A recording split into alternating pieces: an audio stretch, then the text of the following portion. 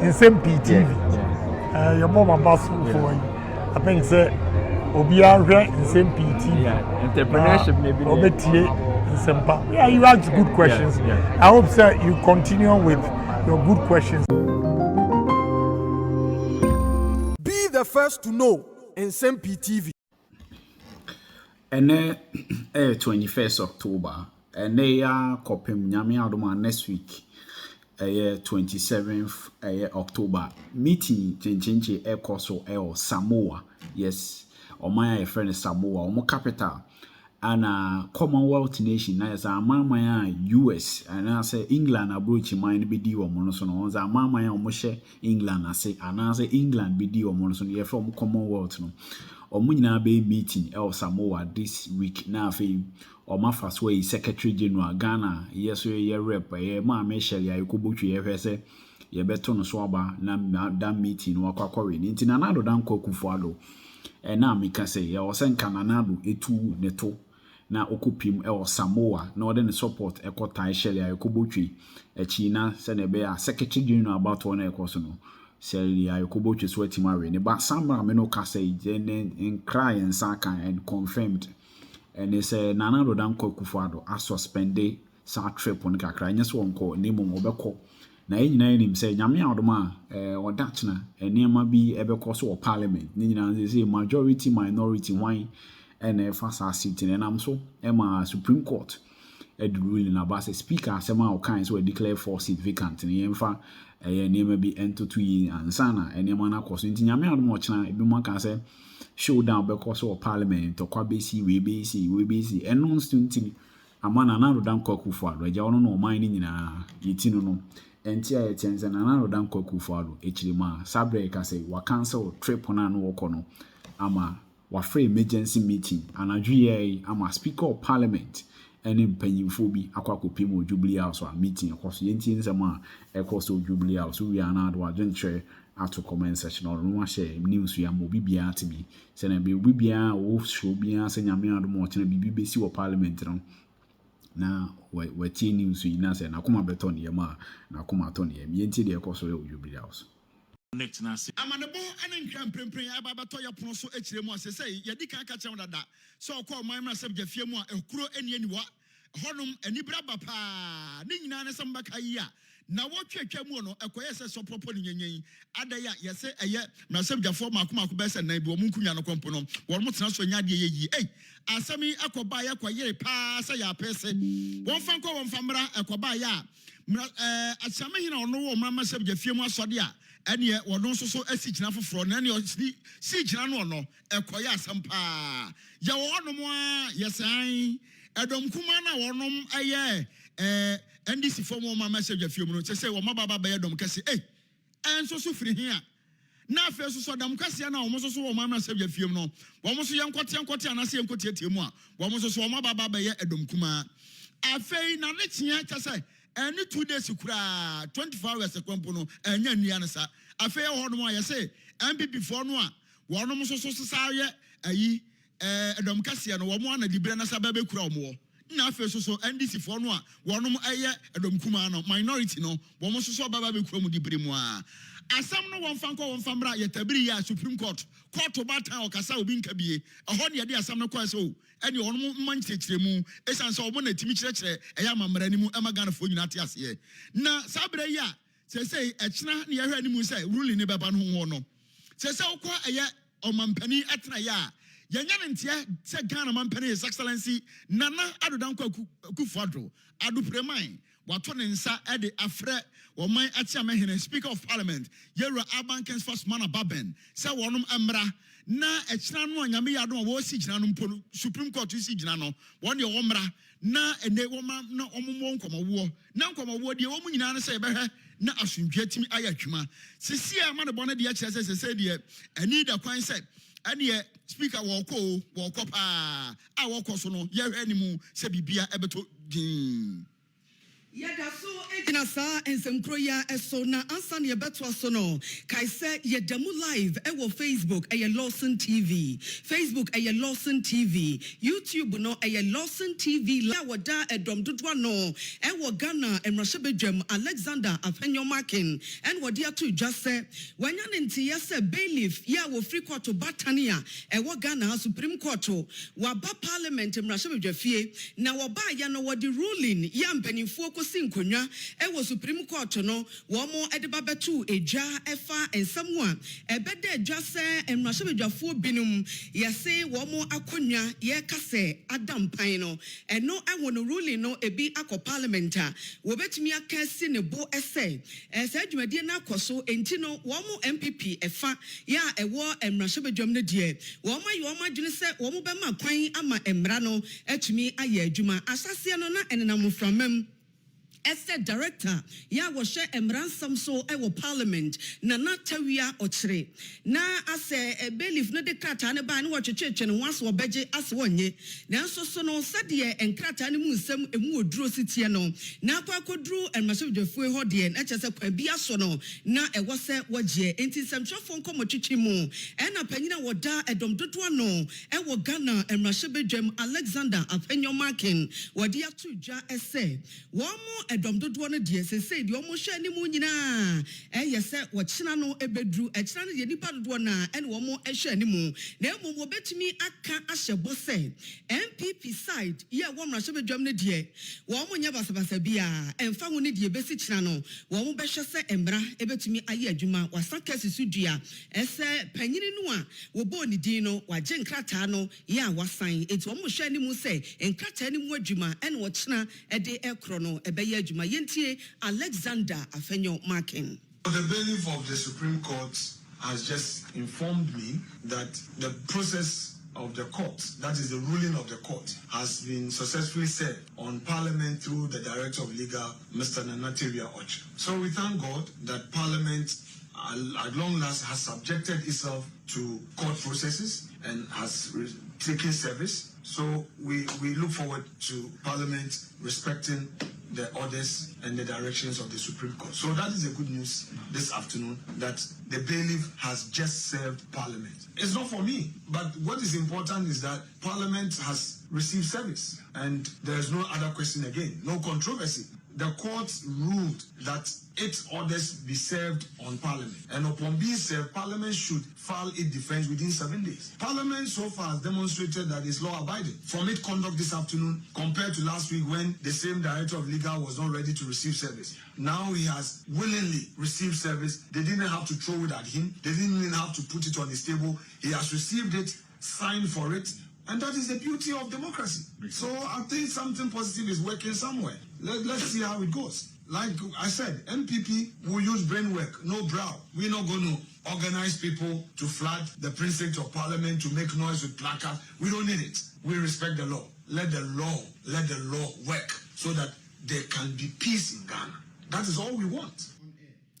Alexander Afenyo Markin wono ene da edom dodo no ewo Ghana mrahebedwam ne ene ekotie yi abusuafo ne fo ne sentrofo hyiai ano di uja kire muso womo de womo ti so dogo bi huna bewu na nyame ya adoma ne speaker aka no na womo hwe animu se ebenada wo kinan yetenkwam ne huna de kyen soro ma womo de womo koya edom kase ne dabre wono mokọ akotena ho na womo ahyase enom keka ne ma wudo bebrebe eto awdo womo ba nyame ya adoma be yi nyina de afiri ho ye ba ho dawro de kire mu na enne nyankopa one massa yensentrefo enhyiamu adakulum na sabadwane honorable Kwame Govins agboja ene gina mukasa yo no de kokoba emu odurama se wo mo tetete ne saa no wosre nyame ya adoma kina wo mo amra sabadwafo na kurom yenu nyina bakọ akohia ho wo mo de wo mo kọ a wo mo ba bi wo mo kọ akotena edom kase ne sa no wo mo kọ akotena na mom wo mo bokọ se wo mo mpese wo mbahunu aposifo anasa asrafo bia wo fie ho aso mba behunhuna wo mo yenya wo mo no mo akwachina de oso mo ye bia no wono mo enye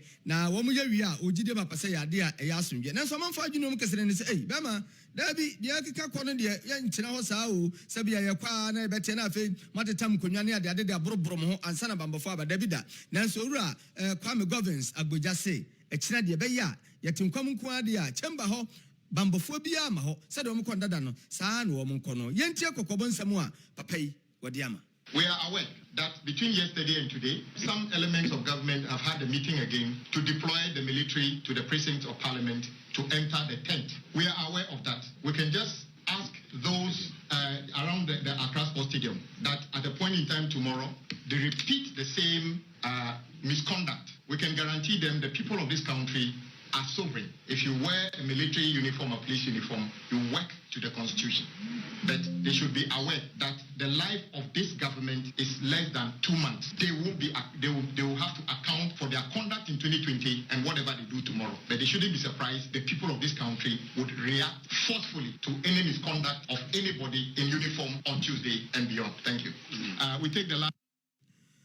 Abusuafo wei honorable Kwame Govins agboja ene etene nkan ntini o kan dia kowura so manya ne ntia se bambofo beba ho wom se wom mpene se bia na busua sebe mpani se wom ntia se masefu amfo ne akase sebe mpanifo no ye ka ne amama bone aba wom ka ho bi aka ho bi ama owura ba ko wa bene wom rasem pa lawyer Evans Osebonsu wode atudwa achechire mu de achire manfo nyina so ka de achire na ado ne mampanyi wona ka ewo mu so nyame ya adom a anwumre ya wone bambofo nkasa sebe onyankopon ya adom a wo kina yama bibi nsi ansa ne mrasabjafo no bakro no na asrafo akintan wafo no mu gira ho bema oba na posifo akintan wafo no mu gira ho bema oba ekoba ne sade a ene sane ewo mu na koye tawe kra no a no ma begina ntemu no ma siesi na asundwe timi aba na mom se empanimfo anya ne sane so bibiansi no wom de kosi na fe we cement ase we cement ase fi se yasi bi kuro bia mensa wom wan hwe ya won mu koi ebinum abo mu tirimu pose ekina kowa de kowa de besie ne besie ye be ye hu bi wo mra sabadwafi wo makai ya sa mra sabadwafo ya no mo hye ase wo pagya nkonwa ne ade no wo mu be wie no peso msa ye bibi sa bi mu entwande wo se manim ya ebe ya bambofo enko ho ene wo mu wo hode a ene ebe pa wa no basom na asundwe tima ba nya sade a wa hwe ebe je nguase yenti lawyer Evans Osebonsu nkitawudi a woni Lawson News kasebofo yedie sese wonye Supreme Court de ne ntuma ebrebe mu na asem to wa obesa ko Supreme Court wo biem sa okope emwa afrio anase emfa ne se akoto aba na onsa nte won ase a na obeko Supreme and let's take it say yemfa ne se ya to aba na wie ya declare say NDC a winning aba no MPP cement ase na ye court obeko court was afi de okutie decision na the same Supreme Court will declare mama hama atwa mu ne o ka asem a wo se wonya da untie but me hu you see Nana Akufo-Addo so esase opeja no sorry. You understand that? You cannot sit there as a president of the republic and allow the minority to also dictate for you. You understand that? You can put measures in place our parliament to make sure that the law now you can hold man, the law enforcement agency, they also make sure that the law is being enforced. He is not in the parliamentary. I understand it. 96.3. The point. All governmental machineries. Maybe what you say. The Supreme Court has made a decision. Supreme Court has decided they cannot say Ubia be this one. Into your police for you be they making sure say. They say I want a Supreme Court and I court to make you order say. Kwame. And then one you make in Chamber me found emra police for be found quick. And the Argentina Supreme Court decide what decision about not to force in and call for. Press conference say yes. So they have to also make sure say you see Kwame me leader. But since the mandate I will make sure that they will all comply. I will make sure that they will all comply because what is good for the goose is good for the gander. You see the point is that say how are you going to do that? Kwame and then I'm in president. The point is, I'm in president. Military to parliament. No military, even police. By sending police to even parliament. Police, yes. Lawson FM. Make sure that Obiatine, baby, majority acting on the right, minority acting on the left. You have marshals. Yes. The marshals can do their work. They don't need police. They don't need military. If you look at the press conference, it means that Ombetuma override the woman. You understand that? Lawson because they FM. What is happening in parliament? So they are saying that they will not comply, and they will go and sit. Some judges of majority. That's what I'm saying. So the point is that if such a woman make attempt and one person will cause any chaotic what? Parliament then the point is that despite the police to go there and make sure that they all comply. Lawson FM. For lawyer Evans Osebonsu and Nano Pay when they fent from Kunuso Minister His Excellency KT Bema and a bon como you. Nabusia, ye be on my desabia quambia so ye benya one more bing our bamboo simu nearly be a bon communia busum say Enyambia ahodaso ne bema ede ne yenye de mpanifo kan yenya ne saa ana yenye den yenya wono mu a yenonom ebebo enkomo so abusia ma menka osa uguso awutie Lord Eric Opoku papai boye NDC ni ma sawjani adema adese wo mu awo asonafo serve abaton pesuaso na onunyamfo Eric Opoku bobon komo pa be kansa mo ha awo Ghana sesan dwumadie so na aba onunyamfo Eric Opoku ekasa osa Nsem-Pii ha o Nsem-Pii ha papa sa abaton pesuaso baako MPP amanyakuo womo awo nipa mienu a wonom agina sampasua no so wono onim ne yakoso ana ohun ne yakọ sese ya kasa ya se MPP foi wonom mra sabja foi ebinim wo makunya no sese ababeda mpan da so sani pakro no a eda so gina wo de ma MPP ana MPP fo asa kofa nipa foforo se won sam agina sampasua so nti ekoba sa no mpasua so baako no ekoye nipa mienu wo se sa asem wonte ase wo bisa MPP fo MPP fo no mo do mo so mo nim mra ento omo nkyere na se pa na ayene kesene ene Ghana sesa dwumadie so no yentie sade onunyamfo Eric Opoku waka ne nsamo speaker ebubo mu di kan nyina no service no mo ho enti se onya party na ka obeso de jo da bi speaker mi nyai mi de wom na mi di awako boy di mi so mi di film mi de wom and you say emra no so Ghana constitution under article 99 say you declare seat say e vacant now ntiasia obeko high court no akọ challenge on the same piece na quiet obian mi say mra na yedey Lawson FM o member what number parliament and was so jai wanyo member bio wakọ independent ama sa constituency na once wakọ yi MPP candidate ayedey ejira ho afoba parliament ni na fi mase dawi mini pano no in that constituency how many candidates two candidates ana they make a job for there two candidates obi say sa law no to future how much the future no free oh yeah MP e dey intent different how from free abusianti wei onunyamfo Eric Opoku mrasabetwani adema adehye mu ewo asunafo staff abato mpesua so na say edika ka kira modada bia na wunimu a mrasabejafo ya say wonom akwakoba asam a omote ase so yeso omakunwa no adampan ya omugina bia manya de yeyie no de edikan eye Mama Cynthia Mamle Morrison Aguna West abato mpesua so onunyamfo kwadwo asante wono so gina mu awusuhum sanso na yewura Andrew Esiama Famena na owura Peter Kwate aka wono so ejina mu ewo Memphis Central abato mpesua so a eno ewo mu ewo man atoye mantamu ye franka ediama opposition amayoko National Democratic Congress wa fimpinu ne aduonu na bato mu John Dramani Mahama ene wahye bosse wode nhyehyeye pi ene egu akwam se wo bema ema agitai papa tichi ne wo mo eye nnwuma hodo se ya kese adantamo ene nketo nyina wo beso wo mo asene se de be ya wo mo nnwuma ebetumi agina brane na boa ama wo masetenam enso atumi atumpon wode saasem wo nyina to dwa na ye bra wokohia party no agitaifo ewo tema West abato empeswa so ewo enkran mantam emo na woto aso no ana John Dramani Mahama wo hye bose ebra wo so manasene na wo mu nnwuma egina brane no na wo san eye edwagodo ni nyina wo ye ne yie wo se woto na ni no wo hye edwagodo a wo Ghana fa na nyina edwa no bi wo ho no mu a yesi ye na chese enu abaya aye na da na da kua da pa ya wo ye ne hye nyeye enu kura kan wo bi na MPP no ya na eja hyehye ekoso wo dwagodo mu no etis wo baba ye mampanyini sekim enefua wo ha aduonu ye dikan 120 days no edi dikan e wo na mamuo mu no wo be hyese wo betoto sane ma wa hye ho boy nyina ya wo de market enhancement program edi eba program no ase no ene wo mo be ye ensiesi adwuma na afa dwagodo ni nyina wo ma wonum nyina nim foforo na atimi aboama bibia enso atimi akonkan sanse wo se sade ye waka ewo NDC wo mo manifesto mu no market enhancement program no ewo manifesto nim enti wo mo be hyese wo mo de be ye adwuma pepepe na afei no enwuma godo agina brane madwa godo so afanantima pefra yentie no.